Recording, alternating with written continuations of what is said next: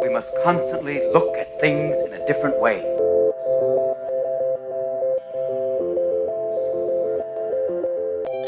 The Healthcare Education Transformation Podcast was created by two physical therapists out of the desire to learn more about the different educational roles in physical therapy and healthcare, and how healthcare education works by talking with educational leaders and people with different perspectives within physical therapy and across interdisciplinary lines on how education can be improved to disrupt the status quo of healthcare education. This is our journey, and thanks for listening. Hello, everybody, and welcome to another episode of the Healthcare Education Transformation Podcast. I'm your host, F. Scott Field, and as always, I'm joined by my co-host, Brandon Pone. We have a very special guest today, Dr. Patrick Berner. Patrick Berner is a physical therapist and registered dietitian nutritionist currently practicing in upstate South Carolina. His work is centered around community outreach and management of individual health assets. Dr. Berner's blend of content knowledge has quickly positioned him as a sought-after voice in conversations related to health promotion and wellness practice, where he's been invited as a presenter at the state and national level, urging the integration of nutrition and movement for enhanced outcomes and risk reduction of chronic disease. Patrick is an active member of the APTA and has served as an integral part in the formation of the new Council on Prevention, Health Promotion, and Wellness in Physical Therapy. He's also involved as both content expert and lead for the early work-life team within the Academy of Prevention and Health Promotion Therapies, or the APHPT, which we've had a couple people on the show before. Patrick, I know we kept your bio relatively brief, but is there anything else you would like our audience to know about you that we didn't mention in the bio? No, I think that's fine for now, guys. I appreciate it. Thanks for the opportunity of having me on. No, man, we're thrilled to have you on. And, before we kind of dive into the topic of really about, your training with being a registered dietitian and DPT, do you think you could tell our audience just a little bit about, your academic journey and kind of how it led to where you're at today? Oh, absolutely. So it's a good question, Brendan, and it's actually something I get frequently. I actually wrote a blog post recently for APTA's Pulse, which it was kind of a precursor to the student assembly talk that I'm doing in January. So I can give you the link to that if you want to put it in the show notes, but I'll kind of give you the unwordsmith version of it.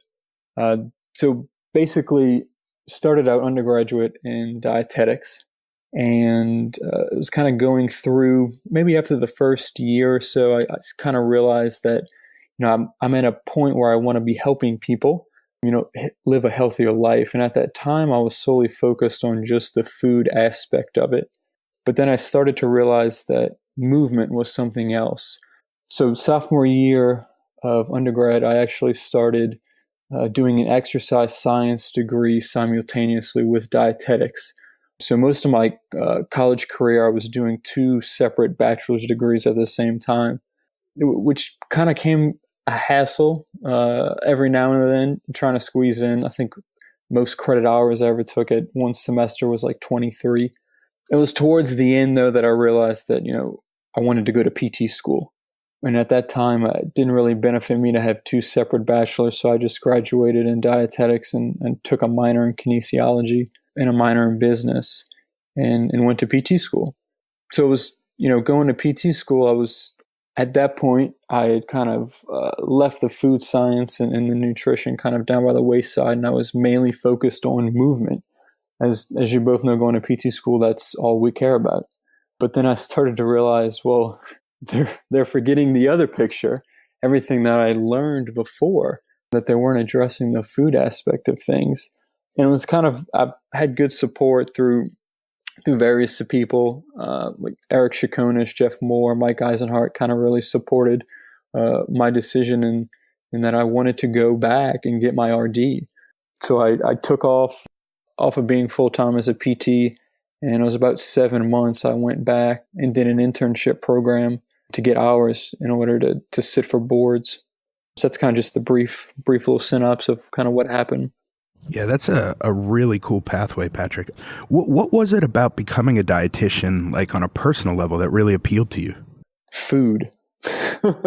So it was the fact that, what you eat and what you put in your body really kind of affects your body's output, kind of how you feel, how you're able to move, how you're able to do things. whether or not you're recovering from illness or not. Just kind of that feeling that food gives you. And aside from all the other social things and family aspects and cultural beliefs around food as well, being from South Louisiana, food's a big thing. I think that kind of played a part in it as well. Another little preface to that, and I didn't include this in that blog post that I had written for them, it kind of all stemmed in high school. I had a pretty bad car accident coming up from Grand Isle, South Louisiana, from a crabbing trip. I went head on with a dump truck. I think I had fallen asleep at the wheel. 10 years later, it's kind of one of those things that you just admit that most likely happened. So I was air vac'd out, and coming to a couple of days later, able to talking with the surgeons that worked with me, was their message to me that, it was the health that you were in. Because at that time I was a pretty healthy guy, going to the gym, eating rather good. And, it was him telling me, it was your lifestyle that saved you. So it was at that point that I realized that if how I'm living, saved me, it's something that I want to be able to share with people. And it was at that time that I thought food was the entire picture. But prior to that, I lived a traditional George Costanza occupational dream. I wanted to be an architect. That was, all throughout high school. That was kind of my passion that I wanted to get into. But after the incident, everything kind of changed from there. Wow, no, that's quite an amazing story, Patrick. And I think it's great that that you use that experience to really shape you, to really turn that into something that can really help others. I think that's pretty inspiring. And Patrick, I'm sure you've probably gotten this question quite a bit or heard this question asked quite a bit. And so I just got to ask for the record, because I'm sure there's a bunch of our audience members who are perhaps not sure. But what's the difference between a registered dietitian and a nutritionist? So the way I kind of view it as is a nutritionist is kind of just a basic broad term, really, just describing someone who's studied nutrition or food sciences. But a dietitian is much more, as it's a regulated profession. It's an actual healthcare profession. So the path you've got to go through is very structured. Whereas as a nutritionist, you may earn some sort of certification and have that general foundation of information and knowledge. But a dietitian's path, to registration and licensure, which is much more similar to occupational therapy being registered and licensed versus PT just being licensed. It's a very controlled process. They meet their different standards of education, and there's a lot of things that you've got to accomplish in order to just sit for boards, in order to become licensed. So the regulation pathway is very similar to PT and a lot of other healthcare professions as well. Dietetics education, it's also a bit more in-depth and extremely clinical. So for example, when you think of a dietitian in a healthcare field, a lot of people do think of the hospital setting. But I did one of my rotations in an LTAC, and you think about these patients are the sickest of the sick, right? And you wonder who's behind their nutrition and what they're getting for their recovery. And it's a dietitian. When it comes to creating those nutritional regimens as far as enteral and parenteral nutrition, that being a feeding tube or straight IV nutrition, it's a lot of detail. You're talking about, you're dealing with daily blood works and just the smallest change in a potassium level or chloride level or fluid, your sodium, whether or not they're dehydrated or overhydrated. You've got to change what that person's taking in. Especially renal disease is one of the most difficult. You're talking about dealing with milliequivalents of minerals that if a lab value changes just slightly, you've got to change the entire TPN bag as far as what that person's getting. So it become very clinical, and that's kind of the depth that a dietitian's education goes into. A nutritionist getting a weekend certification or even getting something broader, like a precision nutrition certification. They don't go into that depth of clinical detail that a dietitian's education goes into. No, that's interesting, Patrick. And I guess my next follow-up to that is, do you think you could tell us a little bit about kind of how your experience with going through dietitian school was? Like, how long was it? I know you kind of talked about the curriculum and kind of the clinicals a little bit, but can you just give us a little bit more of a in-depth kind of background and kind of about the process and kind of how it went for you? So I did the traditional kind of pathway to becoming a dietitian. So there's kind of two main ones right now. So basically what I had done was the traditional route in earning a 4-year bachelor's degree in dietetics. So the program has to be an accredited program by ASCEND, which is the Nutrition Dietetics Accreditation Board, just like CAPTI for physical therapy has their accreditation board. So you go through that, the 4-year degree. After that, you have to do a accredited supervised internship program of 1,200 hours. After you complete the program, then you get your verification statements, and all your I's are dotted, T's are crossed, and then you can sit from boards from there. Without having a degree in dietetics, you can have a degree in something else, but you have to still complete the didactic coursework, which in total full-time would still take you about 2 years, because you're talking about that's what half of my degree was didactic courses. So I do know actually another fellow PT up in New York. She's doing it right now. She's doing her didactic courses part-time, and it's taken upwards of 3 years just to get those in. But once you have the courses done, then you get your verification statement to enter into an internship program and go from there. The pathway changes in 2024. They're completely revamping the entire educational structure of it. I don't completely agree with what they're doing, but they're actually going to require every new registered dietitian to have a master's degree before they can sit for boards and earn registration and licensure. The pathways are going to be a little bit different. At that point, you're looking at upwards of 10 different scenarios as far as how you can attain it then. But either way, you've got to complete your didactic coursework, and then your master's can be in anything. I think there is another option, and it's very vague in that it states that individuals with doctoral degrees from an accredited American institution can complete an ISSP, which is like an individual personalized internship program through a university, and then sit for boards. So I don't know if at that point it would actually be easy for a physical therapist to kind of do that. But what I don't like about it is that at that point you miss the undergraduate level education of dietetics, and that's where a lot of the bulk of the knowledge comes from to be able to participate in clinicals. And yeah, no, Patrick, that's really interesting to hear, that perspective in the future and what's going to be happening there. And, and kind of a follow-up to that, just briefly, I know I didn't write this one down on the script, but what are besides what you said before, are there any other big glaring differences between how it would change in the future compared to what it is now? Yeah, I mean, it's really unknown for a lot of what's going to happen. I think what they're pushing for, and just like the PT profession pushed for with going to the doctorate, is that, giving a higher level, earning higher respect within the healthcare field. I think that's what they're shooting for. But even me talking to educators, it's split as far as who thinks it's a good idea and who thinks it's not. I'm on the side of I don't really think it's a good idea, because I don't think requiring a master's, it's not going to put them on that level. It's not going to bump that pay grade. It's just not going to justify any big changes. Just like with the PT profession, there was no, we're not getting paid more as a doctoral profession, right? Reimbursements down. So PTs nowadays aren't making as much as PTs back then. But yeah, I don't know. It's hard to say what's going to happen.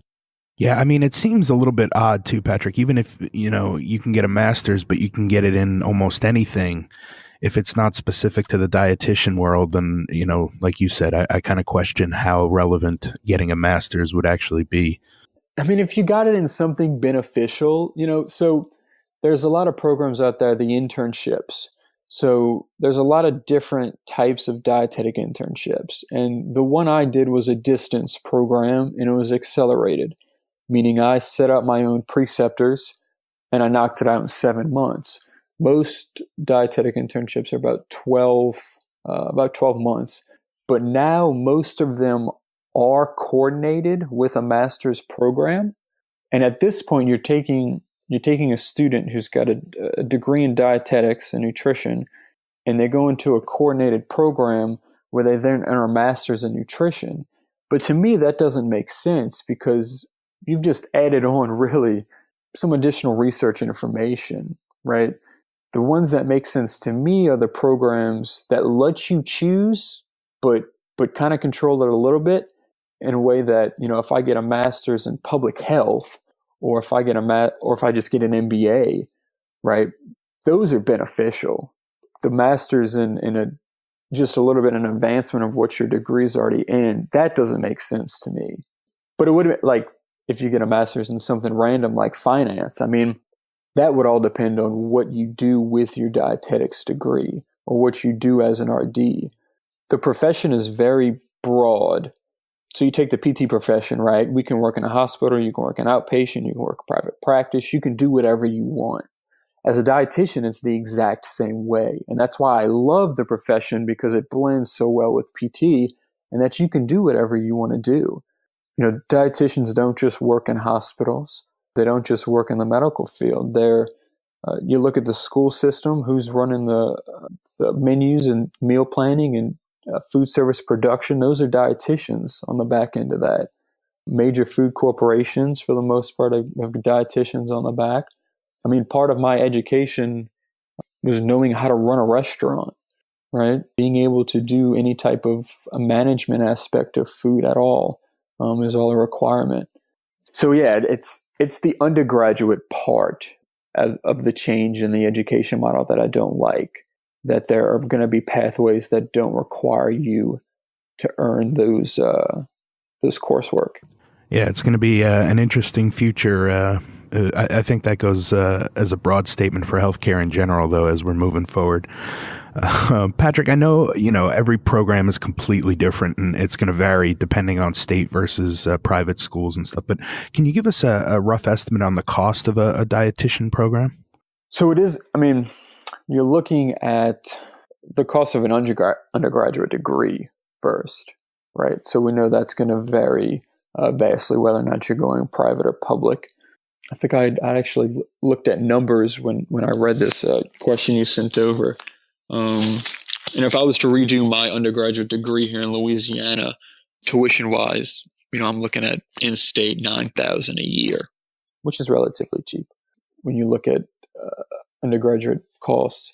Now, the internships get a little bit tricky in that you pay to do a coordinated internship program.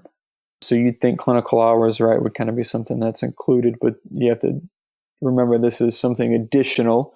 So I did my internship through the University of Houston. So one of the reasons I picked it is it's one of the cheapest programs in the country, and it's the fastest, right? So if I can get it done in 7 months and pay $8,000, that made sense to me. For the most part, most internships, on top of your undergraduate expenses, you're looking usually minimum is about $8,000, but some programs, you're looking at $20,000 just for that year to an internship program. And for the most part, that's got to be out of pocket too, because you look at most students by that year 4, they probably maxed their allotment to take out for federal loans. So that's an additional $20,000 that's got to come from somewhere. The VA has a couple programs throughout the country, and they're unique in that the VA will actually pay you stipends, and you don't pay tuition. Pretty a neat benefit there. Yeah. Patrick, what were some of the similarities and differences that you noted between DPT programs and an RDN program? So, like I said earlier, the accreditation is very similar in that you've got your two bodies kind of overlooking everything. Your objectives that you have to meet as far as what the coursework needs to provide. It's very structured in that manner, very similar. The Academy of Nutrition and Dietetics framework is set up very similar to the APTA, and we have our sections. They call them practice groups. The voting process is a little bit different in that your delegates sit within your practice groups within the academy. Your voting delegates versus an APTA, we know the delegates sit within the state chapters. competencies, right? Continuing education requirements. So for dietetics, the continuing education requirement is for the registration component of it. And once you're registered, you just pay your fee for licensure. So if you ever see the credential LD or LDN, that just means a licensed dietitian. But the competency is unique in that it's not really a free-for-all. So in the PT world, I just need 24 credits every 2 years to keep my licensure. But it's kind of whatever you have access to, right? And that you complete. On the RD side of things, you've got 5 years to complete 75 units. But at the beginning of that 5-year reporting period, you have to map out what your 5 years is going to look like. So you've got to say 20% of what I'm doing is going to be clinical. 20% is going to be community. I've got 10%, I've got to identify my own weaknesses, and I've got to address those with continuing education. So it's ever changing. Every 5 years, you've got to reevaluate yourself and say, well, this is my weak point. And once you identify it at the beginning of the period, you've got to meet that within the 5 years and cover that type of content that you're lacking in. So I like that aspect of their continuing education, is it kind of makes you accountable for what you may not be strong in, instead of the traditional free-for-all, I think, with PT continuing education. Yeah, no, I agree with you, Patrick. I think that's a really interesting method of doing that. And I think that's definitely a way that definitely helps keep overall the profession more accountable. So I think that's overall a good thing. I think it's good that they make you plan it and do that. And, and Patrick, my next question here, I realize that there's going to be a lot of variability between programs, and I know there's a lot of other factors to consider. So I realize this is not saying necessarily generalizing to everyone. But from what you've experienced, what are some of the limitations of dietitian school, and how do you think those limitations should be addressed? So the limitations that I've seen, and it does vary largely among institutions, but within the dietetics world, I do still see a lot of dogma, kind of like within the PT world, kind of those institutions that are really focused on this type of nutrition counseling. So let's take diabetes, for instance, right? You've got your different carb counting methods and what have you, but some institutions are really hard and that's all they focus on. It was really disheartening. I was at a conference, it might have been last year, and it was a presentation on plant-based diets and dealing with diabetes. Now, I know, F. Scott, my feelings on plant-based diets, right? And it correlates well with, kind of what the APHPT view is. And, that consuming a plant-based, diet is beneficial, for controlling glucose levels. Now, I was sitting in this presentation and I'm loving it. I'm getting good research that I hadn't come across before, but I'm sitting next to a table with a couple new students, and they're snickering at the fact that they were presenting this. They thought it was totally absurd that you could help control someone's glucose levels by eating more plant-based proteins. And that I didn't understand, why that was until I realized, that they were students and the institution that they had come from.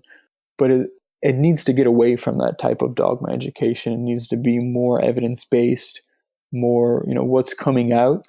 And that is the difficult thing with nutrition. And, F. Scott, you brought it up in that piece you did for us for Wealthy Wednesday, and that, eggs are good, eggs are bad, and things are constantly changing. But it's just being able to keep up with the latest. And especially something as big as plant-based research. You can't just push that aside and act like it doesn't exist. There's also a lot of limitations as far as like hands-on education within the dietetics world. So I've got a colleague, and she's actually my old program director, and we stayed pretty close. And she just started a new internship program coordinated with a master's degree, and she kind of leads within the academy what they're calling simulated education. So I sat down with her, and she kind of explained to me what simulated education is, and I completely fell in love with the idea. So what they're doing is, within their institution, they've got access to there's nursing, there's PT, there's other healthcare providers as well. And what they do is they simulate events. So you take a patient who's coming in and, you've got their medical history and what have you, and they've got scripts though, and that they'll totally flip things and create these scenarios that, you wouldn't think would normally happen, but in the real world they would, right? You'd get your disgruntled patient, or you'd get your pissed off parent that comes in and tries to just totally throw you off your tracks. And the students have to adapt to the situation and learn what real life is actually about. Instead of just practicing with student to student, they've got these scripted scenarios, and they bring in every healthcare provider, and they're working as a team to kind of figure out the best solution. But yeah, so she's pushing that pretty hard in a lot of institutions, trying to get them on board, presenting research on it and its effectiveness. But I think that's one of the things for a lot of healthcare education is we need to be learning more with other healthcare providers. For sure. And I think that's definitely come up a few times within interviewing guests in terms of really trying to get a merge and really learn from each other. And I think that's a really good platform and idea there. And, kind of that's a good segue into the next question here, Patrick. So what are some ways that you feel that dietitians need to be incorporated into the healthcare spectrum that perhaps that aren't really occurring at this moment in time overall? So within your healthcare or your hospital settings, your LTACs, your SNFs, I mean, the dietitian is there. From a PT side of things, you may not know what they're doing because you traditionally wouldn't come across them unless you're seeking them out, which you should be if you come across something. So it's mainly the RDs and the nurses who kind of work together, largely on malnutrition screens. If somebody flags, that kind of brings the RD in to kind of address that malnutrition flag by nursing. So within that setting, it works rather well. The RD is a pretty good part of the team. It's going to be when you get out more into the community setting. And just like PTs, I mean, RDs need to be out there seeking other professionals and kind of creating that team and that network of people to work with. There's a lot of RDs who kind of just work in silos, and they just, stick with their own personal counseling and education models, and they don't branch out to other people. So I think that's something that really needs to change, is just getting in your community and making your presence and yourself available that way. Yeah, Patrick, you bring up a really good word that we like to bring up here on the show time and time again, and that's silos. And we're all about breaking the silos down here. That's why we kind of started the show, and that's why we, want to get everybody educated as to all the different avenues of healthcare and how we can better work together. What are some of the ways that you feel that dietitians can best collaborate with other healthcare providers in order to get the best possible outcome for the patient? So it's kind of partly upping their education as well, kind of teaching RDs different ways to screen people to determine whether or not they need additional assistance from another healthcare provider. So that's kind of my angle. But on the PT side of things, trying to educate more PTs on how to screen patients for nutrition and whether or not they need more nutrition implementation to their plan of care. Not necessarily saying that the PT has to do it, but being able to identify that patient could benefit from access to another healthcare provider. So it's the same thing on the RD side of things, in that if a patient or client was to tell an RD just casually about their back pain or about something they've got going on, musculoskeletal, that RD would instantly know to refer them to a physical therapist. For the most part, they don't, and that doesn't happen. So that's probably one of the biggest things that needs to change, is that they need to be educated in those other healthcare providers, and not just us.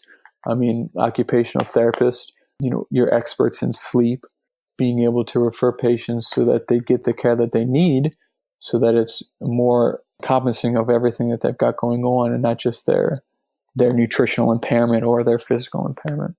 Yeah, no, Patrick, I think that's a great take, and I think that's a really important point. And, to kind of switch gears here, our next question is a little bit of a different one here. So, Patrick, what are some impactful books that you have recently read or are reading currently? So one of my favorite ones in the past is Invisible Influence by Jonah Berger. It was very interesting in that you read it and you start to realize that all these outside influences that are around you that kind of, influence your own decisions and kind of what you do.